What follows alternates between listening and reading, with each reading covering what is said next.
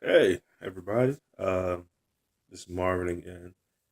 Was going to record episode 4, talking about the wedding tonight, but just had a lot on my mind, I guess, with this whole situation in Baltimore. And, I think it's funny because when these situations typically arise, I have a few of my friends, mainly some of my Caucasian friends, that usually reach out to me and, ask me for my thoughts or opinions. And, it's not out of they're just intrigued. It's more so just we I have a couple close friends that we just share store stuff like this about whether it's politics or life. We typically talk about these things, and it was funny because I was thinking about it. One friend had hit me up and started thinking about it, and then my buddy Trey, who usually when these things typically rise, we always kind of rap about it. Um, we talk about it, and he always wants to get my point of view, because we're from different worlds. I would say not necessarily different worlds, but just um, he's white, I'm black, so um, But I think it's interesting because I think everybody with this police issue and this police brutality issue and things that are going on around the cops and African American men and I keep trying to find the words or the reasons why this thing keeps occurring and this thing keeps happening, and then you see all these you know folks speaking out, whether it's athletes, President Obama, variety of people are speaking up and talking about this issue, and it was funny because it was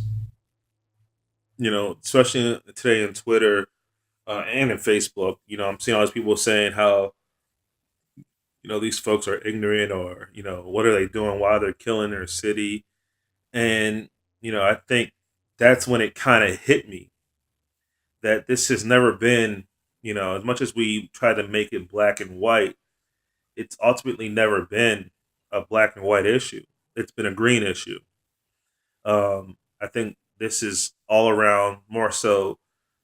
I think racism nowadays is not necessarily, who's black or who's white. It's social economic status. That's why you have people that can't stand black people, but they're rooting for their favorite athletes on Fridays or Saturdays or Sundays. Um, you know, I think of um, you know Alabama, University of Alabama. While Alabama is considered a really racist area, yet their starting quarterback was black. All the great players they've had there over the last 55 years is black, and it's like it's almost at that point in life where we don't see we think we see color, but it's more of status and it's more of that social economic background, and so for me to sit here and say I understand what these folks in Baltimore or in Ferguson are going through, we don't, because we're not in that lifestyle. I'm not in that lifestyle, so you're asking for and then that's what makes it so hilarious to me. It's like you have all these affluent African American scholars getting on CNN and saying, "Well, they don't know. They honestly don't know it, and white people don't know." And it's almost like there's two categories, um, and it's the haves and the have-nots, and what you see a lot of times is you have the haves speaking up for the have-nots, but they don't understand the have-nots issues. And so what's going on in Baltimore, to me, in my opinion, and granted, I'm not saying I'm rich or anything, but I guess I fall on the side of the haves. Um, what's going on in Baltimore is the have-nots are fed up. They're absolutely fed up, and it's beyond. You know, you're asking somebody that probably from a low, and when I say low social and economic status, that usually also reverts back to education. So you're asking people that may not only have a second or third grade education to think logically and ethically and morally about a decision that they see to them is clear as day. Cops don't like black people. And so it's this issue, and it's this whole dynamic that I think has really been that we talk about it. And so, I see a lot of my friends and they're on Facebook saying, "Oh, that's really smart." They're not smart. And this and so we're talking about folks that may have never had anything, and they don't even feel safe in not having anything. And I think that's where kind of my frustration has gone, is that it's honestly, you're this whole dynamic and this whole issue is just around society. America doesn't really care about the have-nots. um I think people might think I'm crazy, but if this same situation was going on in Mississippi, in Clanville, Mississippi, the deep south, and you had a bunch of Klansmen getting killed by cops, it'd be the same outrage. It'd be the same exact outrage, because ultimately these people that are coming from low social economic backgrounds, people don't value that life, that where they from. And I think that's where there has to be some resolution. And because it's funny, because I'm friends with a lot of whites, a lot of blacks, and they they almost at times talk to me ultimately like I'm not a part of the group. And so it's like, oh, this is Marvin. And I think a lot of my background, a lot of my stories, my dad played professional baseball. So I grew up in a life of, you know, I lived middle class life. And granted, my dad wasn't making the money that they're making nowadays, but ultimately I grew up in a lifestyle that I was always living in white communities, and I always had, my relationships with cops have always been great, and I've spoken about that previously. I've never grew up in an area that racism was a big issue, and for the haves, it's usually not. And I think that's what people don't understand, is that you see me and say, "Oh, Marvin's my friend. I'm not racist." Yeah, but that doesn't mean you don't have an issue against somebody from the inner city that you never come across, or something of that nature. And I think that's what African Americans are trying to get whites to understand.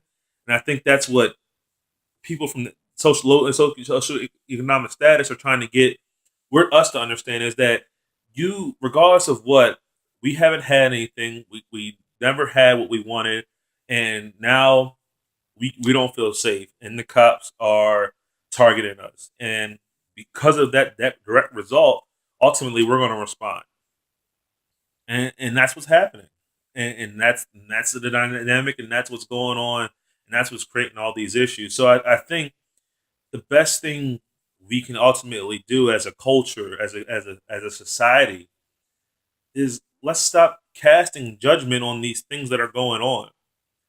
Because until you actually walk a mile in their shoes, and that's what I get mad, because sometimes I think you have these people that get on TV and say, "Well, the black race is just outrage."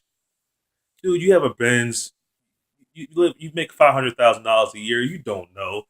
That's not the life that you know. Yeah, you might have came from that life back then, but you no longer live in that life. But that's what whites expect sometimes the African Americans that are in these situations to respond as, and act educationally, and act smart and act appropriate. But ultimately, you have to look at what they're dealing with, and that's why I think it's not so much black and white to me. It hasn't been, because in that same South Carolina video, and people don't talk about it. In that same South Carolina video, it wasn't. It was there was a black cop that showed right up right behind it. He didn't say nothing. He was there, but we don't talk about that, because ultimately at that point they valued that life a little bit differently. And I think that's where the issues are. And I think that's I I've kind of said this in my head a thousand times, but I think when you talk about systematic change and changing the world of what's it's honestly going to take somebody that's affluent. It's going to take somebody that is a a transcendent figure that to have something tragedy strike their family for I think ultimately for these things to change. Because right now we look at these, you look at Mike Brown, and the first thing they want to do is criminalize these individuals, Mike Brown, Trayvon Martin, and all that stuff. And it's social. It's really because not because they're black, but because of how they dressed or how they approach the situation, you immediately associate that with somebody of a low, poor socioeconomic status. And that's why you see the hood rat or the redneck or the white trash or nigga. Um, it's because you ultimately associate that person with that life. And because you associate that person with that life, you assume that they did something wrong in this instance that caused them to lose their life. That's what we're dealing with. And I think that's where my frustration leads, and that's where I kind of wanted to talk about it because I think you have all these people ask me how to I don't know how those people in Baltimore feel because you know what, I've lived in good neighborhoods my whole life. I've lived in good school districts, and for us to sit here and judge them as African American and say, you know what, I wouldn't act like that. I wouldn't, but you don't know what they're coming from. You don't understand that story. So until we as a society can find a way to systematically put ourselves in those situations and those stories, we have no room to judge. I feel terrible for what's going on in Baltimore. I feel terrible about the whole situation. I hope that one day we get to a point where relationships between cops and African American men as a whole is better. But again, I've never had an issue, and I think that's where it's frustrating for me and frustrating for others to kind of understand is because what we're experiencing, a lot of us, and I'm taking, the college educated, grew up in good neighborhoods, they have nice jobs. We don't experience those issues a lot of times. And I know you point back to the UVA issue. That was an ABC cop. That wasn't an actual law enforcement official. And so I think, that's the thing that's been alarming to me and has been annoying to me. But I don't know. I don't know where it gets fixed. It's just it's frustrating that growing up that you know I have to teach my son about certain situations, but my son may be part of the haves. My goal is to make him part of the haves, but at the same time, how do I help him understand and get the sensitivity to understand that he's going to see things that happen to people that look just like him that don't necessarily make sense, and I think, but it's also going to happen to people that don't look like him, and it happens to cops. It happens to people in the country. The people in these. I don't want to call them hick towns, but these people that are in these low socioeconomic areas in the country, rural areas. It's happening to them. It's not widely publicized, but it's happening to them. They're getting you know as much as we talk about the black and white thing, 60% of welfare recipients are white, and so but you know they understand. Those welfare recipients may understand more about the black man struggle in Baltimore than myself will ever understand. And I think that's where we have to get to as a culture and as a society, is that understanding that you're judging somebody that, one, may have never graduated high school, may have never graduated middle school, and you're expecting them to think logically and rationally about a situation that you've never experienced. It doesn't work like that. And so, hopefully you guys can listen to this, and hopefully it sparks a soul, and but understand that everybody doesn't think like you and doesn't understand your life, and I think by doing so, maybe we can get somewhere.